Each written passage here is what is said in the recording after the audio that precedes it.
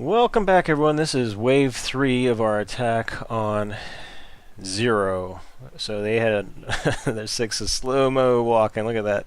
He's loaded down with likely lots of metal and other items, eggs and whatnot. So we hit these group because, well, we don't have very many members of our tribe, and they were starting to overwhelm us with their numbers, as well as getting a little bit more brazen. We had just had the Winter Wonderland event. As you can see, it's snowing everywhere. And so there were a few times where they took presents literally out from underneath players, where they actually took fall damage and whatnot. So they were not really respecting the players that had gotten there first to those, as well as we really could not stand up against a tribe this size, making resources like C4 and the rest. So we had to put them down. Right now we're just cleaning out the rest of their base here. We did hit up a mining base, kind of a wave 2.1, but that one, it was primarily just nothing there, just a little bit of metal. So this is the main stash. They kind of had everything in one place. As you see, this is the metal room. They've got about 8 houses or more. The big village, large community, 20 plus players active at a time. They had 5 to 10 people on, and in comparison we only had a few. So this was their server up until, well, it would have been their server. I'm gonna have to punch good old 6 here. I apologize, sir. Just move you out of the way there, and we are gonna detonate. Try to see what's in behind this door. Hopefully there's not any debris. Sometimes debris will stop you from being able to use the C4. Alright.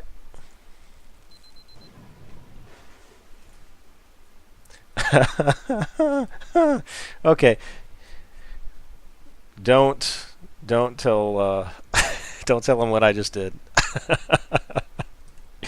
I just blew a hole out to outside.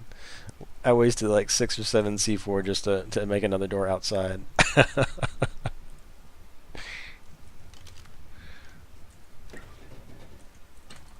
Alright, so let's go ahead and grab the rest of their loot here. Bronto eggs, good. Argent's alright. We got 5 Sarcos. Yes, I can carry a lot. And my weight is getting pretty heavy there, so I maybe get 1 or 2 more eggs. I'll come back. I'll do it.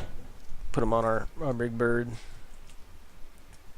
So was there another?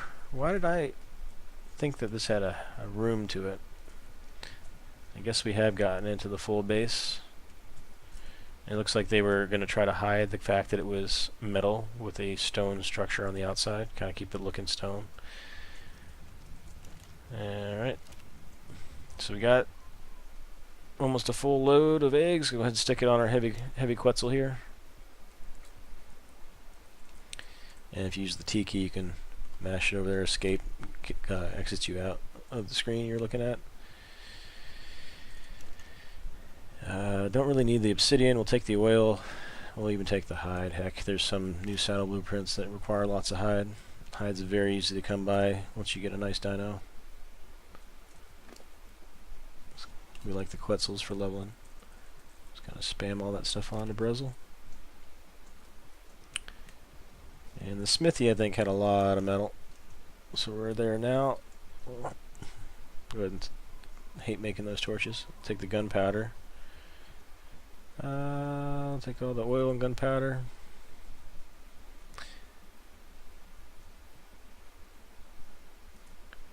If I have enough gas, I might make the bullets here before I move them over. Do I have any gas on me? I do. Let's turn this baby on and transfer over the metal, transfer over the gunpowder, and let's get ourselves some ammo using their supplies.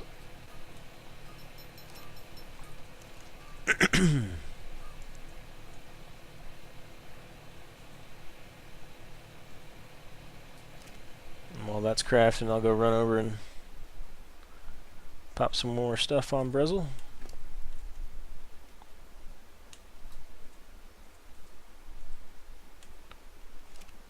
We're looking pretty good on our weight. So, as you can see, these walls are just 1 metal thin. Doors take about 7 C4 to bust through. So there wasn't a whole lot to their base yet. They did have a lot of metal here, though. They could have easily bedecked the whole area with metal. And there's 3 safes that we haven't gotten into yet. We're going to likely wait till they can be demolished manually, drop the bag, whatever's in it, and then we'll load up. So we'll just have to wait a few days for that to happen. They had quite a few Dimos, and their Pteranodons gave us the most trouble. But those were easily dropped with all the turrets we brought over here on the Quetzals for an air raid.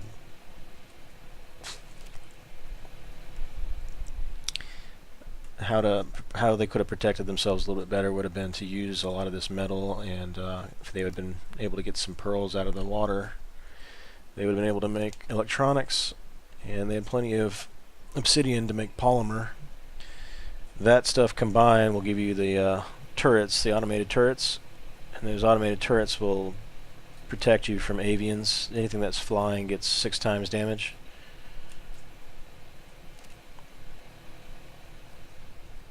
So if you have a base that you'd like to protect it, go metal, and make sure you've got either elevated like they do here, which is excellent, keeps it safe from any land-based dinosaurs being used in the assault, except for anything that's carried by the Quetzal, I guess. And also make sure you got lots and lots of turrets. If they had lots and lots of turrets, we probably wouldn't have been able to sustain an attack on them.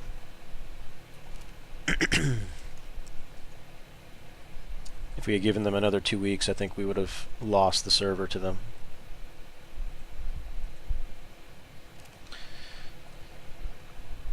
Alright, Zero, thank you very much for the challenge, the loot. Probably would have been a little bit different if you guys had been on.